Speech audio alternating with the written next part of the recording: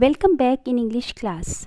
बच्चों, आज की वर्कशीट 46 क्लास 9 के लिए और इसका टॉपिक है the snake and the mirror. So let us start.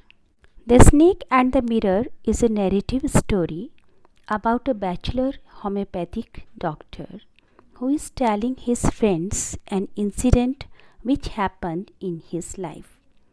ये एक नैरेटिव स्टोरी है जो एक बैचलर होम्योपैथिक डॉक्टर अपने फ्रेंड्स को सुना रहा है अपनी लाइफ के एक इंसिडेंट के विषय में। Has a snake ever coiled itself round any part of your body? A full blooded cobra. क्या कभी कोई स्नेक आपके शरीर के किसी हिस्से पर, कॉइल्ड मतलब होता है कुंडली मारना, कुंडली मारकर बैठा है, और वो भी कोई छोटा मोटा स्नेक नहीं, एक फुल ब्लडिड कोबरा। यहाँ पर फुल ब्लडिड का मतलब जीता जागता कोबरा से है, जीवित कोबरे से। कोबरा जो आप जानते हैं कि काफ़ी जहरीला सांप होता है। अब यहाँ पर स्टोरी स्टार्ट होती है जो अपने फ्रेंड्स को सुना रहा है। He began with his story when one night he return to his rented room and heard the familiar sounds of rats from above. ये स्टोरी तब शुरू होती है जब एक रात वो अपने किराए के कमरे पर वापस लौटा और उसने कुछ फैमिलियर साउंड्स ऑफ रैट्स यानी चूहों की कुछ जिन आवाज़ों को वो प्राय सुनता रहता था, उसे ऊपर से एक ऐसी आवाज़ सुनाई दी। The room was not electrified, क्योंकि रूम में रोशनी नहीं थी, बिजली नहीं थी। So he lighted a kerosene lamp on the table, इसलिए उसने टेबल पर एक कैरोसिन का लैम्प जला दिया। Then took off his black coat, इसके बाद उसने अपना ब्लैक कोट उतारा, वाइट शर्ट और सफ़ेद शर्ट उतारी, and not so white vest and hung them. Not so white मतलब जो पीला पड़ गया है पसीने की वजह से या गर्मी की वजह से, ऐसा वेस्ट कहते हैं बनियान को, वो बनियान यानी ये तीनों चीज़ें उतार कर उसने उनको लटका दिया। Later, when he couldn't sleep, he took a stroll outside. जब उसे नींद नहीं आई तो वो बाहर की तरफ घूमने के लिए आ गया। And came back in front of the mirror, और उसके बाद वापस आकर वो शीशे के सामने खड़ा हो गया। ही बिकेन सेल्फ एप्रिशिएटिंग हिमसेल्फ। जब उसने शीशे में अपने आप को देखा तो अब वो अपने आप को बहुत अच्छे से निहारने लग गया।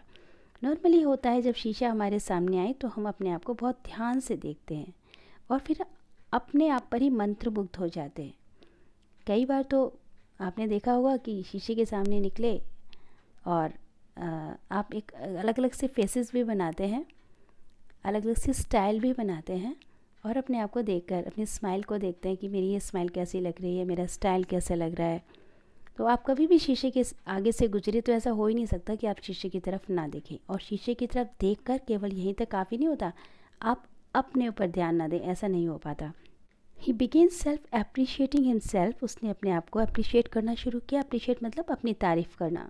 ऑफ हिज ब्यूटी, अपनी खूबसूरती की, and making plans for future, और अपने फ्यूचर की प्लान बनाने लगा। He thought of marrying a rich but a fat doctor who would not be able to catch him.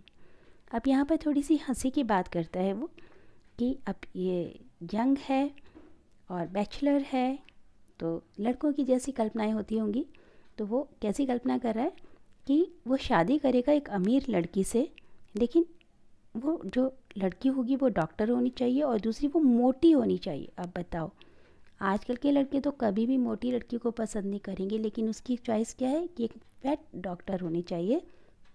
अब क्यों होनी चाहिए, इसके पीछे वो रीज़न देता है कि would not be able to catch him, ताकि वो उसे पकड़ ना सके। If anything ever goes wrong, यदि उससे कभी कुछ गलती हो जाए और वो उसे मारने के लिए भागे या उस पर गुस्सा करे तो वो उसे कभी पकड़ ना पाए। मोटी होने की वजह से वो भाग नहीं पाएगी, तो इसलिए वो सोचता है कि उसे एक अमीर लड़की होनी चाहिए लेकिन मोटी होनी चाहिए। The sounds above had stopped, अब ऊपर की आवाज़ें जो है बंद हो गई हैं। And suddenly there was a third sound behind him but he ignored it, और तभी अचानक उसे ज़ोर से धम की आवाज़ सुनाई दी। थर्ड मतलब धमाक की आवाज़, एंड जैसे कि रबड़ गिरती है इस तरीके की आवाज़, और अपने पीछे से, क्योंकि वो शीशे के आगे खड़े होकर खुद को देखकर अपने आप से बातें कर रहा है, अपनी प्लानिंग में बिजी है, और उसने उस आवाज़ को इग्नोर कर दिया. Now he was sitting on a chair and try to look behind for the reason of the sound. अब क्या हुआ कि वो चेयर पर बैठ गया. अब उसने अचानक उसे ख्याल आया कि पीछे एक आवाज़ आई थी, तो उसने पीछे देखना चाहा उस आवाज़ के रीज़न को जानने के लिए, उसके कारण को जानने के लिए. Suddenly a snake wriggled over the back of the chair. Wriggled मतलब होता है रेंगता हुआ. तो तभी अचानक एक सांप रेंगता हुआ उस चेयर की बैक के ऊपर आया, बैक के पीछे से आया, and landed on his shoulder, और उसके शोल्डर पर आकर लैंड कर गया, यानी वहाँ पर आकर बैठ गया. And it coiled itself around his left arm above his elbow. और फिर क्या हुआ, वो शोल्डर से उतरा, क्योंकि सामने उसे भी क्या दिखाई दिया, अपना रिफ्लेक्शन दिखाई दिया शीशे में. अब जो नैरेटर है वो तो वहीं का वहीं बैठा रह गया. उसको तो जैसे मान लो काटे तो खून नहीं, एकदम पत्थर की बुत बन गया वो तो. अब उसे पता है कि यदि वो जरा भी हिला तो सांप उसे डस लेगा, क्योंकि उसके शोल्डर पे बैठा हुआ है, बिल्कुल उसके चेहरे के नज़दीक पर है, और वो भी कोबरा, एकदम जहरीला एक जहरीला सांप. एक बार काट ले तो बचने का कोई चांस नहीं. तो इसलिए वो बिल्कुल एकदम पत्थर की बुत बन गया. और अब क्या हुआ, सांप ने अपना रिफ्लेक्शन देखा शीशे में, तो वो क्या करता है, वो शोल्डर से उतरकर नीचे की तरफ उसकी लेफ़्ट आर्म पर उतर जाता है, एल्बो से ऊपर की तरफ, ठीक है. और वहाँ पर उसके चारों तरफ वो क्या कर लेता है, रिकॉइल्ड करना मतलब दोबारा से कुंडली मार लेता है, उसको चारों तरफ लिपट जाता है, और फिर सामने देखता है. In this situation when he was left with no choice, अब उसके पास कोई दूसरी चॉइस तो थी नहीं. He realized, dawned upon him that he was simply a poor, foolish and stupid doctor. कि अब वो यहाँ से भाग तो सकता नहीं था. अब उसे एक बात समझ में आ रही थी कि उससे ज़्यादा बेवकूफ़, गरीब और मूर्ख डॉक्टर कोई नहीं है. क्यों? क्योंकि डॉक्टर होने के बावजूद भी वो वहाँ बैठा था, उसके पास उसका मेडिसिन बॉक्स नहीं था कि यदि किसी भी कारण से यदि इस कोबरा ने इसको काट लिया तो वो क्या करेगा. उसके पास उसकी कोई मेडिसिन उस वक्त में अवेलेबल नहीं थी, इसलिए वो अपने आप को फुलिश और स्टूपिड डॉक्टर कहता है. और पुअर इसलिए कह रहा है बेचारा, आप कुछ कर नहीं सकता, right. Now at that very moment the snake turned. अब अचानक क्या हुआ, वो जो स्नेक है वो वहाँ से उतरा and saw it's reflection in the mirror, और अपने रिफ्लेक्शन को उसने मिरर में देखा. It slowly unbounded itself from his arm. अब उसने क्या किया, उसके जो हाथ के चारों तरफ उसने जो कुंडली मार रखी थी उसे अनबाउंड कर दिया. अनबाउंड का मतलब उसके वहाँ से हट गया वो, and move towards the mirror, और मिरर की तरफ चला. आप देख रहे हैं ना शीशे में, यहाँ पर वो चेयर पर बैठा हुआ था, सामने उसके हाथ पर था वो पहले. अगर आप पिछली पिक्चर में देखेंगे तो उसने हाथ के चारों तरफ वो बैठा हुआ है, उसने लपेट रखा है अपने आप को. अब जो ये राइटर है, वो नैरेटर है, वो यहाँ बैठा हुआ है, ठीक है. अब जैसे ही उसे शीशे में अपना रिफ्लेक्शन देखता है जो स्नेक है, तो वो क्या करता है, उसके हाथ से हटकर वो टेबल पर आ गया शीशे के सामने. The doctor quietly got up from the chair. अब डॉक्टर को एकदम मौका मिला तो चुपचाप वहाँ से चेयर से उठा, went out of the door, दरवाजे से बाहर गया, and ran out of the house, और सीधा घर से बाहर निकल कर भाग गया. उसने एक पल भी ये नहीं सोचा कि मुझे दरवाज़ा बंद कर देना चाहिए. बस उसको उस वक्त तो ये लग रहा था किसी तरह से वो अपनी जान बचाए, तो सब कुछ खुला छोड़कर वो वहाँ से भाग गया. ही reached a friends home for the night. अब रात को वो अपने एक दोस्त के घर पहुँचा.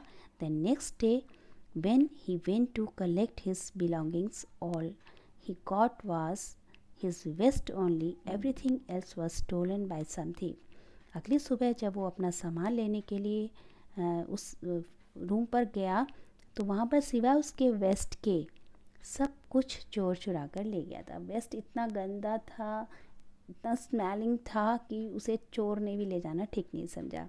जब वो अपने फ्रेंड्स को ये सब बातें बता रहा था, तो उसके फ्रेंड्स ने पूछा उससे आगे, जब वो उसने देखा ना कि चोर उसका सब सामान ले गया, तो उसके फ्रेंड्स ने आगे काउंटर क्वेश्चन किया, did you see the snake the next day doctor, कि डॉक्टर क्या तुम्हें अगले दिन वो स्नेक दिखाई दिया. तो उसने कहा, I have never seen it since. उसके बाद से मैंने आज तक उसको कभी नहीं देखा, लेकिन ये केवल ये एक मेरे लाइफ में ऐसा स्नेक था जिसने शीशे को देखा और वो अपने आप अपनी खूबसूरती पर मंत्रमुग्ध हो गया। Has the doctor self discovers, अब यहाँ पर डॉक्टर्स अपने आप से जब इस दौरान इस सिचुएशन से गुजरता है तो अपने आप में फाइंड आउट करता है कि ही is a when and a foolish man, कि वो एक बड़ा ही मूर्ख और बेकार का व्यक्ति है।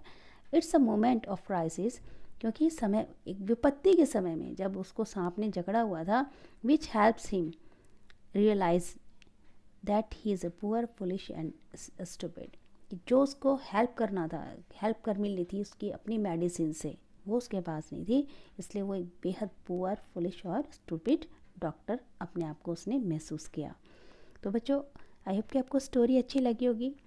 यह आपका लेसन 5 था आपकी बिहाइव की बुक का, लेकिन आपके कोर्स में ये नहीं है। बावजूद इसके आपको वर्कशीट में दिया गया है, तो आप इससे ये मान के चलिए कि हम इसको एज ए लेसन नहीं ले रहे हैं, हम इसको एज ए कॉम्प्रहेंसन ले रहे हैं। और अब क्योंकि हमने एक स्टोरी पढ़ी है तो अब उसके क्वेश्चन के आंसर्स हम देंगे। First question is why did the narrator light a kerosene lamp, कि नरेटर ने केरोसिन का लैम्प क्यों जलाया। तो सिंपल सी बात है, क्यों जलाया था उसने। The narrator lighted the kerosene lamp because the room was not electrified, क्योंकि रूम में बिजली नहीं थी इसलिए उसने केरोसिन लैम्प जलाया था। Next, what familiar sounds did the narrator here in his room, किस प्रकार की फेमिलियर साउंड जो है वो नरेटर अपने रूम में सुनता है। तो he heard whose sound, the sound of rats, so he heard the familiar sound of rats in his room. What was the narrator doing in front of the mirror, अब next question है कि narrator शीशे के सामने क्या कर रहा था। तो he was appreciating himself and his beauty and making the plan of future, तो वो क्या कर रहा था, अपने आप को अप्रिशिएट कर रहा था, अपनी ब्यूटी को अप्रिशिएट कर रहा था और अपनी फ्यूचर की प्लान बना रहा था। Suddenly the sound above stop, अचानक जो ऊपर की आवाज़ है वो रुक जाती है। तो what do you think the sound stop, अब आप बताओ कि वो साउंड क्यों रुक गई। तो इसका आंसर हमने दिया है, the sound had been stop because the presence of snake made the rats alert, कि जो स्नेक की प्रेजेंस थी उसने जो स्नेक रैट्स को अलर्ट कर दिया होगा, या फिर इट वॉज स्नेक, ये स्नेक ही होगा जिसकी साउंड उसको सुनाई देती होगी, which was no more on the roof, जो अब रूफ पर नहीं रहता था। Instead it landed on the shoulder of the narrator, इसकी बजाय वो आज नरेटर की शोल्डर पर लैंड कर चुका था। नेक्स्ट क्वेश्चन है, what did the narrator realise at the time of crisis, जब क्राइसिस का टाइम आया तो नरेटर ने क्या रियलाइज़ किया। तो बिल्कुल सिंपल सा आंसर है, it's a moment of crisis which helps him realise that he is a poor foolish and stupid doctor. Next question is, have you ever seen an animal look into a mirror, क्या तुमने कभी किसी जानवर को mirror में देखते हुए देखा है। What do you think it sees, वो मतलब तुम क्या सोचते हो कि वो क्या देखता होगा उसमें। तो yes, I have seen my puppy, my pet looking at itself in the mirror. It looking at its reflection might be thinking that it was another puppy who was doing the same actions that was done by it, कि शायद वो यही सोचता होगा कि ये सामने दूसरा पपी है और शायद वो मेरी तरह एक्शन कर रहा है, तो कई बार वो उसको कॉपी करता है। ठीक है, next question is, Regal, landed, sitting and look, ये सब क्या हैं, आर ऑल एडजेक्टिव्स हैं, प्रीपोजिशंस हैं, वर्ब्स हैं और एडवर्ब्स हैं। तो बच्चों ये सब क्या हैं, ये सभी चीज़ें जो हैं हमारी वर्ब्स हैं। ठीक है, नेक्स्ट क्वेश्चन है, which of the given below words is an antonym of crisis, crisis का एंटोनिम क्या है।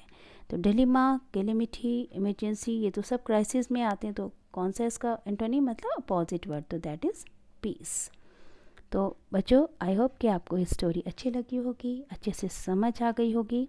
तो आप बहुत अच्छे बच्चों की तरह पूरी वर्कशीट को करके गूगल क्लासरूम पे सबमिट करेंगे। जो बच्चे गूगल क्लासरूम पर नहीं हैं वो बच्चे इसे व्हाट्सएप पर सेंड करेंगे। इसके अलावा आपके लिए एक मैसेज कि कोविड अप्रोप्रिएट बिहेवियर के लिए, that is wash your hands with soap and water regularly, आप बार बार अपने हाथ साबुन से धोते रहें। इसी के साथ हमारी आज की वर्कशीट समाप्त होती है। यहाँ पर बच्चों आपको इन क्वेश्चंस के आंसर्स भी दिए गए हैं। यदि आपको ये वर्कशीट पसंद आई, समझ आई अच्छे से, तो आप इसे लाइक करें, चैनल को सब्सक्राइब करें ताकि आपको नेक्स्ट वर्कशीट के विषय में जानकारी मिल सके। इसी के साथ हमारी आज की क्लास समाप्त होती है। See you in the next class. Till then stay home, stay safe. Thank you. Have a nice day.